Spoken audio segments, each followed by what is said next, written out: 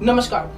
आज की वीडियो में हम जानेंगे मोसाद के पूर्व चीफ मेयर डगान और उनके मिशंस के बारे में, जिनके बारे में कहा जाता है कि जिससे पूरा अरब देश खौफ खाता है, जिन्होंने अपनी पूरी जिंदगी में ऐसे ऐसे मिशंस को अंजाम दिया है ना। जब आप उनके बारे में सुनेंगे तो आप हैरान रह जाएंगे।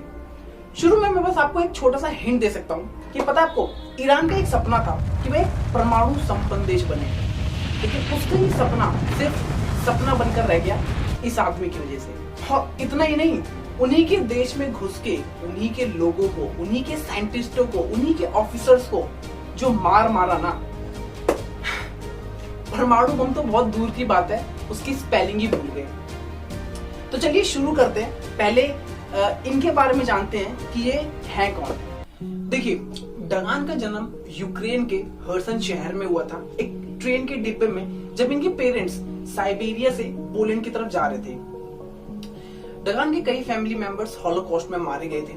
अगर आपको हॉलोकॉस्ट के बारे में नहीं पता है तो मैं आपको थोड़ा बता देता हूँ। देखिए, हॉलोकॉस्ट उस इंसिडेंट को कहा गया है जब हिटलर द्वारा, जो नाजियों द्वारा जो अत्याचार, जो जुल्म यहूदियों पर ढाए गए थे, कैसे उनको पकड़ पकड़ कर गैस चैम्बर्स में डाला जाता था, कैसे उनसे 24 घंटे मजदूरों की तरह काम करवाया जाता था, कैसे उन पर मेडिकल एक्सपेरिमेंट्स किए जाते थे। और इतना ही नहीं, जो लोग काम करने लायक नहीं रहते थे, जैसे कोई बुजुर्ग व्यक्ति हुआ या कोई प्रेग्नेंट वुमेन हुई, तो उसको जिंदा ही मरवा देते थे। बताते हैं कि उस इंसिडेंट में तकरीबन 60 लाख से भी ज्यादा यहूदी मारे गए थे। मारे क्या गए थे, मतलब मरवा दिए गए थे। और ये सिर्फ एक पागलपंती थी, एक सनक थी हिटलर की, और कुछ भी नहीं। तो इसी पूरे इंसिडेंट को हॉलोकॉस्ट का नाम दिया गया है, मीन्स प्रलय। अगर आप इसके बारे में और जानना चाहते हैं तो YouTube पे बहुत सारी वीडियोस है ऑलरेडी, आप जाके देख सकते हैं वहां पे भी। तो इसी हॉलोकॉस्ट के अंदर डगान के कई फैमिली मेंबर्स मारे गए थे। डगान हमेशा अपने पास एक फोटो रखा करते थे, जो कि उनके ग्रैंडफादर की फोटो थी, जो कि उनको मारने से जस्ट कुछ सेकंड्स पहले खींची गई थी।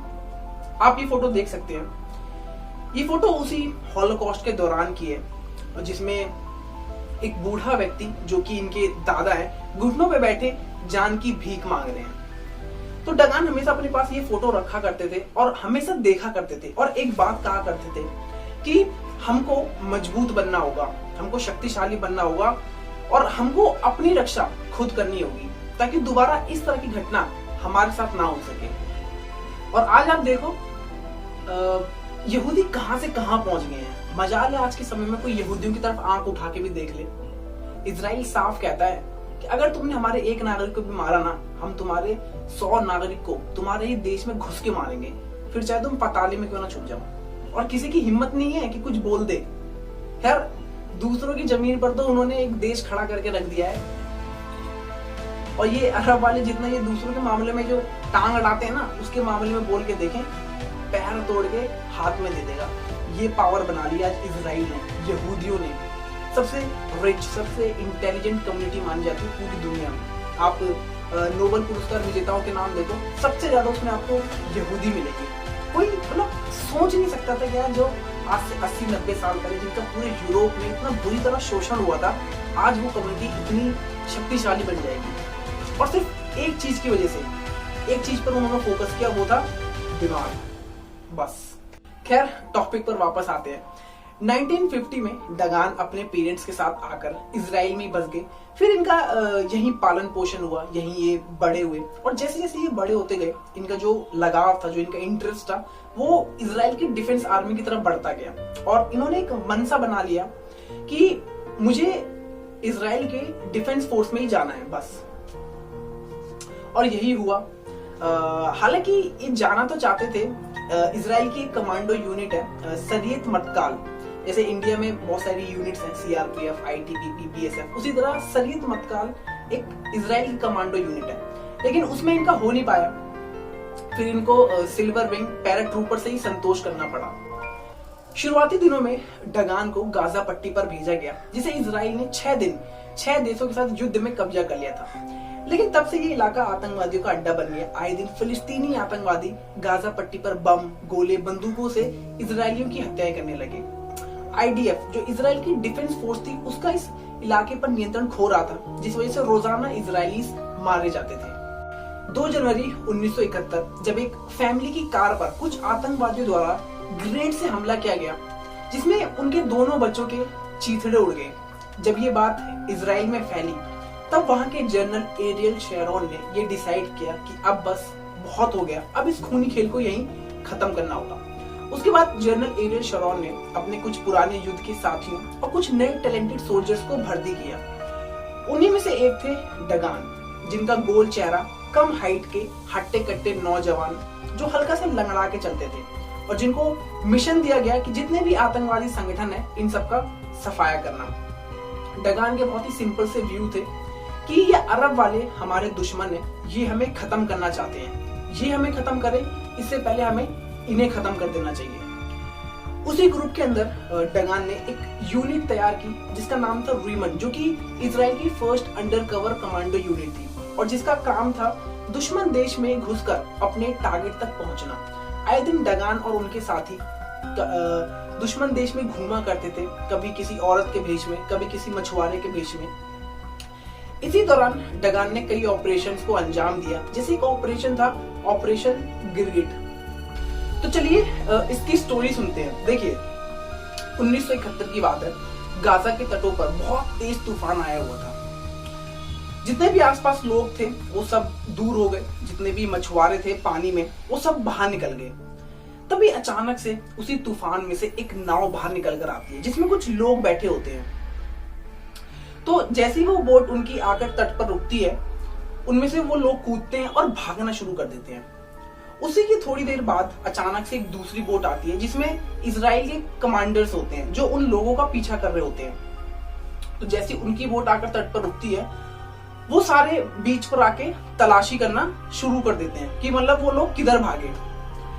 वहीं एक दूर खड़ा एक लड़का ये सब देख रहा होता है और वो देखता रहता है कि जो फर्स्ट बोट में जो लोग आए थे वो किस तरह भागे हैं। तो वो लड़का उन लोगों का पीछा करना शुरू कर देता है। थोड़ी देर चलने के बाद अचानक से जो वो लोग होते हैं वो इस लड़के को पकड़ लेते हैं, देख लेते हैं कि भैया तुम हमारा पीछा क्यों कर रहे हो, हैं कौन हो तुम। तो शुरू में तो वो लड़का अपने बारे में कुछ ज्यादा बताता नहीं है, अपनी आइडेंटिटी। तो फिर वो लड़का उनसे पूछता है कि आप लोग कौन है, मैं आपको देख रहा हूँ आप वहां से भागते हुए सीधा आ रहे हैं। फिर वो जो लोग हैं वो बताते हैं कि हम popular front for the liberation of फिलिस्तीन के सदस्य हैं, हम फिलिस्तीन की मुक्ति के लिए काम कर रहे हैं। फिर वो लड़का समझता है ओ मरहबा मरहबा, वेलकम वेलकम। फिर वो लड़का अपनी आइडेंटिटी बताता है, फिर उनसे कहता है कि आपको पता है हमारे कमांडर अबू सैफ के बारे में, उन्होंने हमें आपके लिए भेजा है, उन्होंने हमें पॉपुलर फ्रंट के सदस्यों से मिलने के लिए भेजा था। फिर वो लड़का कहता है कि हमारे पास पैसा और हथियार दोनों है, हम आपकी इसमें मदद कर सकते हैं। फिर वो लड़का वो जो पॉपुलर फ्रंट के सदस्य होते हैं वो इस लड़के की बात मान लेते हैं कि ठीक है, मतलब बंदा सच कह रहा होगा। तो फिर वो लड़का इनको एक खाली सुनसान जगह पर लेकर जाता है जहां ऑलरेडी पहले से ही कुछ लोग वहां पर होते हैं जो उस लड़के के साथी होते हैं। तो फिर जैसे उनको लेकर आता है तो इनसे उनकी मुलाकात करवाता है कि ये हमारे पॉपुलर फ्रंट के सदस्य हैं। तो फिर दोनों पार्टियों में वही दुआ सलाम होता है भैया। फिर उन सबको जितने भी वो सबको एक रूम में ले जाया जाता है, वहां बैठाया जाता है। तो फिर वो लड़का होता है वो जो पॉपुलर फ्रंट के सदस्य होते हैं उनसे कहता है कि क्या आपके सारे सदस्य यहाँ पर मौजूद है। तो पॉपुलर फ्रंट के सदस्य कहते हैं हाँ यहाँ पर सारे हैं, हम सब, हमारा पूरा ग्रुप यहाँ पर है, और कोई छूट तो नहीं रहा। नहीं और कोई नहीं छूट रहा है, ठीक है। तो फिर दोबारा पॉपुलर फ्रंट के सदस्य कहते हैं कि अब आप हमें पैसा और हथियार दे दो ताकि हम अपने ऑपरेशंस को दोबारा अंजाम देना शुरू कर दें। फिर वो लड़का देखता है, कुछ घड़ी की तरफ देखता है, फिर इशारा करता है और जितने भी जो उस लड़के के जो पहले से साथी थे वहां पर, उनको कुछ इशारा करता है। और जैसे ही वो इशारा करता है तो जो उसके साथी थे वो सारे अपनी बंदूकें निकालते हैं और जितने भी पॉपुलर फ्रंट के सदस्य होते हैं उनको विद इन अ मिनट भून डालते हैं गोलियों से, पूरा एकदम चारों तरफ बरसा देते हैं। जैसे ही उन सबको मारते हैं, जितने भी पॉपुलर फ्रंट के सदस्य थे सारे मर जाते हैं।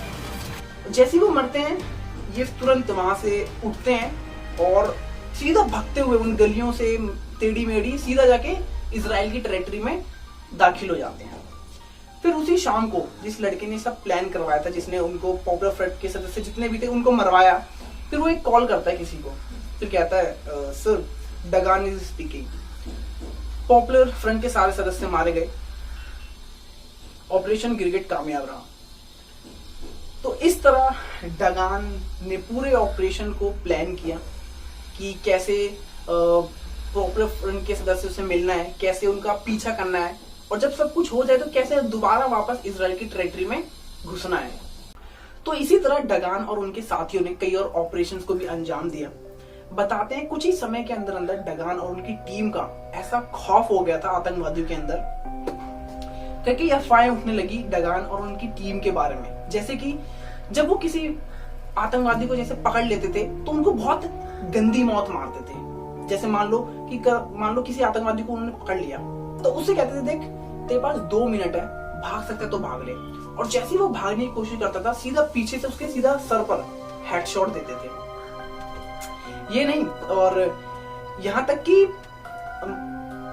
बताते हैं कि वो जब किसी आतंकवादी को पकड़ लेते थे तो उनको पहले खाली जगह पर ले जाया करते थे, फिर उनके साथ गेम खेला करते थे, उनको टास्क दिया जाता था, देखो, और अगर उसने टास्क कंप्लीट कर लिया उस आतंकवादी ने तो शायद थोड़ी सस्ती मौत दे दे उसको, और अगर टास्क कंप्लीट नहीं कर पाया तो फिर डगान और उनके साथी डिसाइड करते थे कि अब इसको कैसी मौत दी जाए। लोग बताते हैं कि जैसे कोई बकरे का सर धड़ से अलग करता है ना, उस तरह डगान को आतंकवादियों का सर धड़ से अलग करने में मजा आता था। और ये बात का खुलासा तब हुआ जब एक इंटरव्यू में एक जर्नलिस्ट ने डगान के साथी से ये सवाल पूछा कि डगान की सबसे मनपसंद चीज क्या थी। तो वो जो उनके साथी है उन्होंने हंसते हंसते जवाब दिया मजाक में कि डगान को सबसे ज्यादा जो मजा आता था वो आता था जब वो किसी अरब वाले का सर धड़ से अलग कर देता था। तो जैसे कोई बकरे का सर धड़ से अलग करता था ना, उस तरह डगान अपने दुश्मनों का सर धड़ से अलग कर देता था। आप खुद सोच सकते हैं कि मतलब बंदा सामने खड़ा है और ये पकड़ के एकदम सच दे मारना, आदमी को रूह कांप जाती थी, एकदम खड़े तड़पड़ा जाता था। और जब ये बातें जब बाहर फैलने लगी ना तो कई आतंकवादियों ने तो भैया अपनी जॉब ही छोड़ दी कि भैया माफ करो, हम जा रहे हैं, जिंदा रहे तो ही फिलिस्तीन के लिए लड़ पाएंगे, जय श्री राम। तो ऐसा खौफ बना दिया था डगान और उनकी टीम ने अपना आतंकवादियों के अंदर। कई सालों बाद जब डगान से एक जर्नलिस्ट ने एक इंटरव्यू में उनके और उनकी टीम के बारे में जब सवाल पूछा तो डगान ने जवाब दिया। सबसे पहले उन्होंने कहा कि देखिए, हमने कभी भी बच्चों या महिलाओं पर हमला नहीं किया, उनको कोई नुकसान नहीं पहुंचाया। हमने उन लोगों पर हमला किया जिनसे हमारे नागरिकों और हमको खतरा था। हमने उनको मारा और दूसरों को डराया। कभी कभी राज्य को नागरिकों की रक्षा के लिए ऐसे कदम उठाने पड़ते हैं जो शायद लोकतांत्रिक व्यवहार के विपरीत हो, लेकिन इसी वजह से वो पूरा इलाका कई सालों तक शांत रहा। और ये सिर्फ हो पाया डगान और उनकी टीम की वजह से। डगान ने अपनी पूरी जिंदगी में कई सारी चुनौतियों का सामना किया, लेकिन अभी असली चुनौती आना बाकी थी। अपने 30 साल आर्मी में देने के बाद डगान अब एक रिटायर्ड जनरल थे जो कि अब अपने फैमिली के साथ समय बिता रहे थे। डगान बताते हैं कि कब मेरे बच्चे बड़े हो गए मुझे पता ही नहीं चला। मैं उनके साथ उनका बचपना तो मैं नहीं जी पाया, लेकिन अब कोशिश करूंगा कि जितना समय हो सके मैं उनके साथ बिताऊं। लेकिन तभी एक कॉल ने उनकी पूरी जिंदगी बदल के रख दी, और ये कॉल थी उनके पुराने दोस्त एरिक शेरॉन की, जो अब इजराइल के प्रधानमंत्री बन चुके थे। एरिक शेरॉन डगान से फिर कहते हैं, डगान, मैं तुम्हें मोसाद का मुखिया के रूप में देखना चाहता हूँ। मैं चाहता हूँ कि मोसाद का एक ऐसा मुखिया हो जो अपनी जान हथेली पर रख के चलता हो। ये बात थी साल 2002 की। तब मोसाद के कई मिशंस असफल रहे, उनके कई एजेंट्स भी बाहर पकड़े गए, और जो उनकी मोसाद की जो पुरानी रेपुटेशन थी वो पूरी तरह से गिर चुकी थी। और डगान ने भी अपने पुराने दोस्त की बात मान ली और मोसाद ज्वाइन करने के लिए राजी हो गए। हालांकि मोसाद के कई बड़े ऑफिसर्स एरिक शेरॉन के इस डिसीजन से खुश नहीं थे। वो नहीं चाहते थे कि डगान मोसाद के मुखिया बने, क्योंकि पहला रीजन तो ये था कि जैसे वो नहीं चाहते थे कि किसी बाहरी व्यक्ति का आगमन हो मोसाद के अंदर, और दूसरी चीज जो डगान का जो काम करने का तरीका था वो सबसे अलग था। वो ज्यादा स्टैटिक्स में या इन सब चीजों में विश्वास नहीं रखते थे। उनका सिर्फ एक चीज में बिलीव था कि जो भी हमारा दुश्मन है उसको जड़ से खत्म कर दिया जाए, फिर चाहे वो कहीं भी हो। और इन्हीं सब रवैये की वजह से मोसाद के कई बड़े अधिकारियों ने अपने इस्तीफे दे दिए उनके विरोध में। लेकिन डगान को इन सब चीजों से ज्यादा फर्क पड़ा नहीं, और जब डगान मोसाद के मुखिया के रूप में बने तो फिर उन्होंने अपने तरीके से काम करना शुरू कर दिया। अपने टफ एटीट्यूड की वजह से कई अधिकारी डगान की शिकायत करने लगे, और जब ये बात मीडिया तक पहुंची तो उनको मीडिया में काफी क्रिटिसिज्म का सामना करना पड़ा। कई बड़े ऑफिसर्स तो ये तक कहते थे कि कौन डगान, हम किसी डगान वगान को नहीं जानते। लेकिन एक दिन सभी न्यूज चैनल, सभी अखबार की हेडलाइन चेंज हो गई।